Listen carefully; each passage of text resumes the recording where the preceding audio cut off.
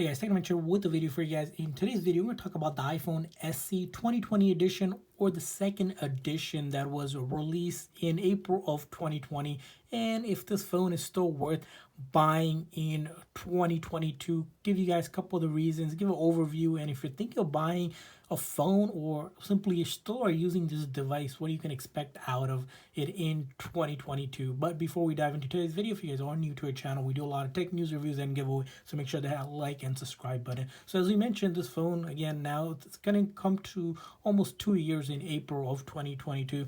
This phone is updated to iOS 15. Again, it was released at a cheaper price of $399, and you can get this phone in a lot of places. You can even get it cheaper. Some carriers are simply giving this phone with a plan if you get it, and you can even get it somewhere between, if you're buying it pre-owned, under $200 or so. Again, this phone surprisingly looks exactly identical to the iPhone 8 lineup, that 4.7-inch display, and pretty much everything under the cover besides the one big difference, which is going to be that A13 Bionic chip with 3 gigs of RAM. The iPhone 8 has that A11 Bionic chip with 2 gigs of RAM. So Apple decided to pretty much make the same exact phone but upgrade the internal hardware of it. Even to a degree, the batteries are the same size. So if you look at the battery on the iPhone SE and the iPhone 8, you'll notice the same thing. They both have that 1821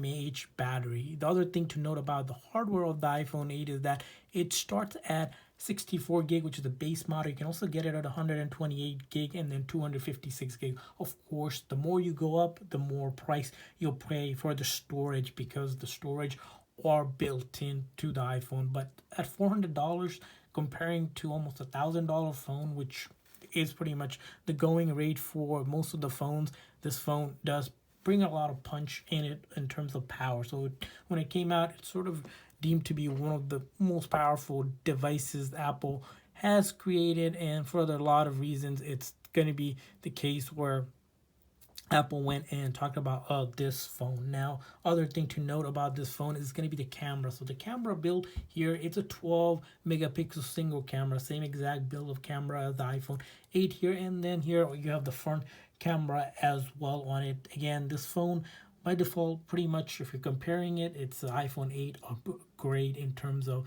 the speed and power. The build of your phone here, as you'll notice, both front and back are glass. It is water resistant, so you can take it in water, IP rated as well, similar to the iPhone 8 here as well. So as you can see, it's a small phone, 4.7-inch, not a lot going on, lightweight, it's easy, it has that home button. So if you like that home button feel to it, this is where the iPhone 8 does excel in. Now, when it comes to doing everything from just simply calling, texting, or browsing, or just simply using social media, productivity to a degree, this phone excels at that. Again, it does a lot more than that. You can do it for updating, just simply playing games. Again, when it comes to game, you probably don't want to play a heavy graphic game, although you can. It does hold up well with that A13 Bionic chip, but most of your popular games are going to be working. All of the popular apps, again, everything downloads. And the reason why that is because this phone, again, updates to iOS 15 without a doubt. Now, with iOS 16 coming out later this year, it's going to be supported as well, so you don't have to worry about losing its support. This phone is going to be supported for another good 3 years or so. We expected to get iOS 16 later this year, 17, most likely even 18, because Apple generally supports a phone for about 5 years or so. We saw the same case with the iPhone 6s being supported for over 5 years, which was kind of mind-blowing here. Again, we can expect the same thing for the iPhone SE. So the iPhone SE, again, if you're thinking about it, same build and such as the iPhone 8, but it is updated, a phone that will last longer, and at a price right now you're getting it, it's a pretty good deal, comparing that you get the same software but you're not breaking bank. Now, why might the iPhone SE here be a good choice for you? Well, a couple reasons here. It might be a good choice for you if you want a smaller phone. Again, nowadays phones are sort of going on the bigger size,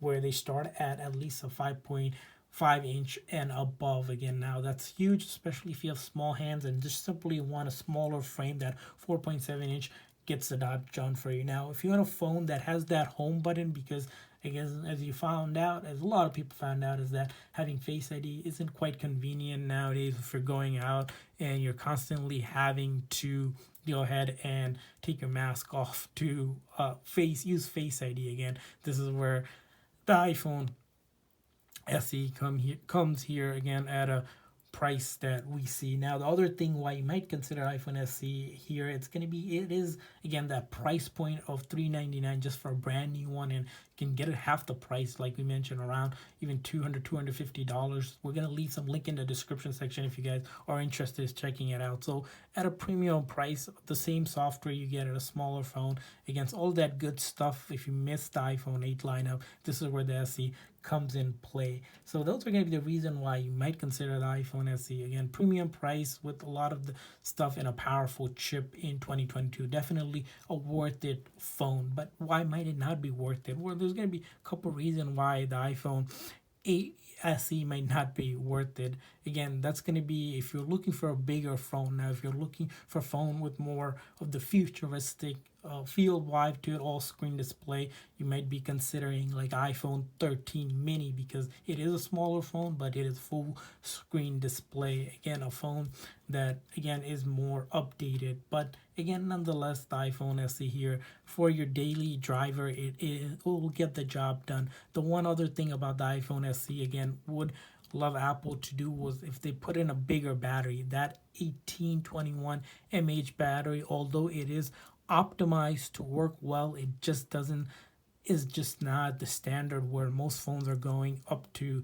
3000 and above mAh battery. So definitely a bigger battery would help. The reason why we say that is that if you use this phone on a regular basis, if you're a light to medium user, you might go pretty much 3/4 of the day before you need a charge. Again, the battery doesn't seem to last too long compared to if you use the phone with the 3000 mAh battery. That's probably one of the single big complaint for us on this phone.